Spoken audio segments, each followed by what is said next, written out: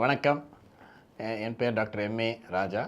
தற்போது எம்ஜிஎம் புற்றுநோய் மருத்துவமனையில் மூத்த ஆலோசகராகவும் இயக்குநராகவும் பணிபுரிகிறேன். இன்று நாம் புற்றுநோய் சார்ந்த சில விஷயங்களை பற்றி பேசலாம். முதலில் புள்ளி விவரம். அதாவது தற்போது பார்த்திங்கன்னா, இந்த ஆண்டு நமது நாட்டில் கிட்டத்தட்ட ஒரு 18 லட்சம் புதிய புற்றுநோய்கள் உருவாகும் என்று ஒரு கணக்கு இருக்கிறது. இது ஆண்களும் பெண்களும் கிட்டத்தட்ட ஒரு சரி பாதி என்று தான் சொல்லலாம். பெண்களிடம் லேசாக கூடுதல் எண்ணிக்கை உள்ளது. ஆனால் அதே சமயத்தில் இந்த புற்றுநோய் வகைகள் என்று பார்த்தால், ஆண்களிடம் முதல் 2 இடங்கள் வகிப்பது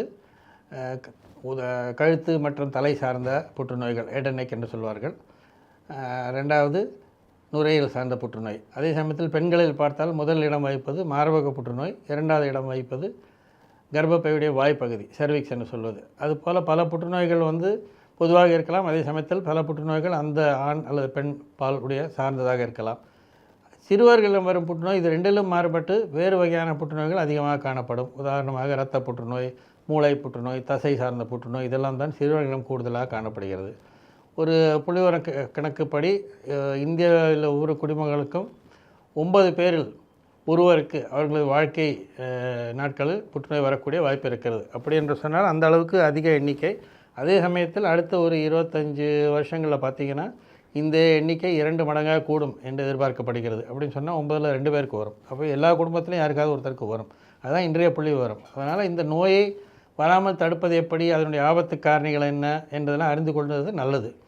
இந்த நோய்க்கு முக்கியமான ஆபத்து காரணிகள் எல்லாருக்கும் தெரிந்த ஒரு விஷயம் புகையிலை. புகையிலை டைரெக்டாக நாமே உபயோகப்படுத்தினாலும் சரி, பாசிவ் என்று சொல்வது மற்றவர்கள் உபயோகிக்கும் இடத்தில் நாம் இருந்தாலும் புற்றுநோய் வரக்கூடிய கிட்டத்தட்ட 15 வகையான புற்றுநோய் வரக்கூடிய ஆபத்து அதிகரிக்கிறது.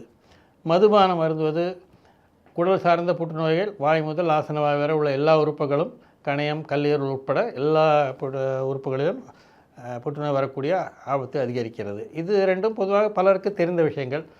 பலரும் அறியாத ஒரு விஷயம் என்னவென்றால், கிட்டத்தட்ட 4ல் 1 புற்றுநோய் உணவு சார்ந்த புற்றுநோய். அப்படின்னு சொன்னால் நாம் உட்கொள்ளும் உணவை பொறுத்து புற்றுநோய் வரக்கூடிய ஆபத்து அதிகரிக்கிறது.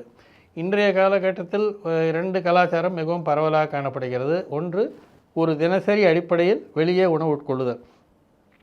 வெளியே உணவு உட்கொள்ளும் போது வெளியில் தயாரிக்கப்படும் உணவு பொதுவாக ஆரோக்கியத்துக்காக தயாரிக்கப்படும் உணவு அல்ல, ருசிக்காக தயாரிக்கப்பட்ட உணவு. ருசிக்காக தயாரிக்கப்படும் போது அதில் கொழுப்பு சத்து ஜாஸ்தி இருக்கும்.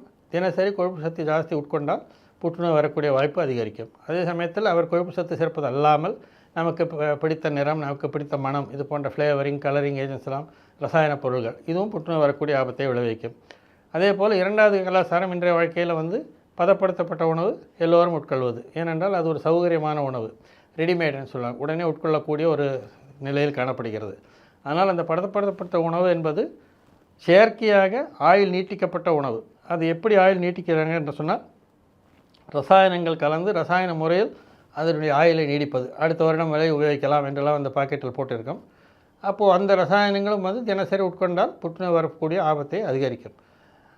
2வது, இந்த நாம் தேவைக்கு அதிகமாக உட்கொள்ளுதல். தேவைக்கு அதிகமாக உட்கொள்ளும்போது என்னாகும் என்றால், அந்த அதிகமாக உட்கொள்ளும் உணவு, அது சர்க்கரையாக இருந்தாலும் சரி, கொழுப்பு சத்தாக இருந்தாலும் சரி, வேறு எந்த வகையான புரதமாக இருந்தால் கூட சரி, நமக்கு தேவையில்லை என்றால் அது உடம்பில் கொழுப்பாகத்தான் சேகரிக்க முடியும். அதுதான் நம்முடைய ஸ்டோரேஜ் மெக்கானிசம் சொல்வார்கள். அப்போது ஒரு தினசரி அடிப்படையில் இந்த கொழுப்பு சத்து கூடிக்கொண்டே போய் ஒரு நாள் அது புற்றுநோய் வரக்கூடிய ஒரு சூழ்நிலையை உருவாக்கும். அதனால் உணவு உட்கொள்ளும் பொழுதும் முடிந்த மட்டில் இயற்கை உணவு நாமே சமைத்து உட்கொள்வது தான் நல்லது. அதுவும் ஆரோக்கியமான முறையில் சமைத்து உட்கொள்ளுதல் நல்லது. காய்கறி பழங்கள் தினசரி அடிப்படையில் சாப்பிடுவது நல்லது. புற்றுநோய் அழிக்கக்கூடிய பல விஷயங்கள் காய்கறி பழங்களில் உள்ளன. இந்த போன்ற விஷயங்கள் தெரிந்திருக்க வேண்டும். இன்றைய காலகட்டத்தில் சில புற்றுநோய்கள் தடுப்பூசி மூலம் கூட தடுக்கலாம். நான் ஏற்கனவே சொன்னேன், பெண்களிடம் 2வது இடம் வகிப்பது கர்ப்பப்பையுடைய வாய்ப்பகுதி, செர்விக்ஸ். இது 2வது இடம் வகிக்கிறது. அதே சமயத்தில் இது முற்றிலுமாக ஒரு தவிர்க்கக்கூடிய ஒரு நோய். எப்படி என்றால், அது ஒரு வைரஸ், பப்பிலோமா வைரஸ் என்ற கிருமியினால் ஏற்படும் ஒரு மாற்றங்களிலிருந்து உருவாகும் தான் இந்த புற்றுநோய். இந்த வைரஸுக்கு எதிராக இன்றைய தேதியில் தடுப்பூசி இருக்கிறது. இந்த தடுப்பூசியை சின்ன பெண்கள், அதாவது 9 வயதிலிருந்தே உள்ள பெண்கள் 2 முறை போட்டுக்கொண்டால் அவர்களுக்கு 90% மேல் இந்த புற்றுநோய் வருவதற்குரிய ஆபத்தை குறைத்து விடலாம். அது இல்லாமல் வயதுக்கு வந்த பெண்மணிகள் 3 ஆண்டுகளுக்கு ஒரு முறை பேப்ஸ்மியர் என்ற ஒரு சின்ன ஒரு பரிசோதனை இருக்கிறது. அது அரசாங்க மருத்துவமனையிலும் செய்வார்கள். தனியார் மருத்துவமனையும் செய்வார்கள். இது ஒரு 10-15 நிமிடங்களில் முடிந்துவிடும். இன்று 3 வருடத்திற்கு ஒரு முறை செய்து கொண்டால் போரும். அப்படி என்றால் அந்த அடுத்த 3 வருடங்களில் இந்த கர்ப்பப்பை வாய் புற்றுநோய் வரக்கூடிய மாறுதல்கள் அதற்கு முன்னால் உள்ள மாறுதல்கள் காணப்படும். அப்பொழுதே அதுக்கு சரியான வழி செய்தால் அது புற்றுநோயாக மாறாது. அதுபோல் இந்த கல்லீரல் ஹெப்படைட்டிஸ் பி என்ற வைரஸ்னால் உருவாகும் அந்த புற்றுநோயை ஹெப்படைட்டிஸ் பி தடுப்பூசி போட்டுக்கொண்டால் அந்த நோய் வருவதை முற்றுமாக தடுக்கலாம். இது போன்ற அந்த தடுப்பு முறைகளை மக்கள் அறிந்திருக்க வேண்டும். அது செயல்பட வேண்டும். அந்தந்த வயதுக்கேற்ற போல் செய்ய வேண்டும். சில பரிசோதனைகள் புற்றுநோய் ஆரம்ப கட்டத்தில் கண்டுபிடிக்க உதவுகிறது. ஆரம்ப கட்டத்தில் கண்டுபிடித்தால் பல புற்றுநோய்கள் முழுதாக குணப்படுத்தலாம். உதாரணத்துக்கு பெண்களுக்கு ஒரு 45 வயதுக்கு மேல் மேமோகிராம் என்ற ஒரு சிறப்பு எக்ஸ்ரே இருக்கிறது. அது எல்லோரும் செய்து கொண்டால் மிகவும் ஆரம்ப கட்டத்தில் மார்பக புற்றுநோயை கண்டுபிடிக்கலாம். இது ஆண்டிற்கு ஒரு முறை செய்து கொள்ள வேண்டும். அப்படி செய்தால் அந்த புற்றுநோய் வளராமல் அதை முழுதாக குணப்படுத்தக்கூடிய வாய்ப்பு நமக்கு உருவாகிறது.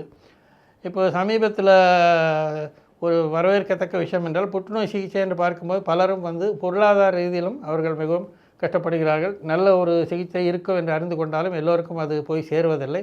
ஏனென்றால் அவர்கள் பொருளாதார ரீதியில் அதனால் அதை அஃபோர்ட் செய்ய முடியவில்லை. இப்போதைய புதிய பட்ஜெட்டில் புதிதாக கிட்டத்தட்ட 30 மருந்துகளுக்கு அரசாங்கம் வரி விலக்கு அளித்திருக்கிறது என்று கேள்விப்படுகிறோம். அதனுடைய முழு விவரம் என்று நமக்கு வருவதில்லை. ஆனால் அப்படியான ஒரு வரி விலக்கு வந்தால் அந்த விலை குறைப்பு நோயாளிகளுக்கு பயன்படும் என்றால் நிச்சயமாக இது ஒரு வரவேற்கத்தக்க விஷயம். நன்றி.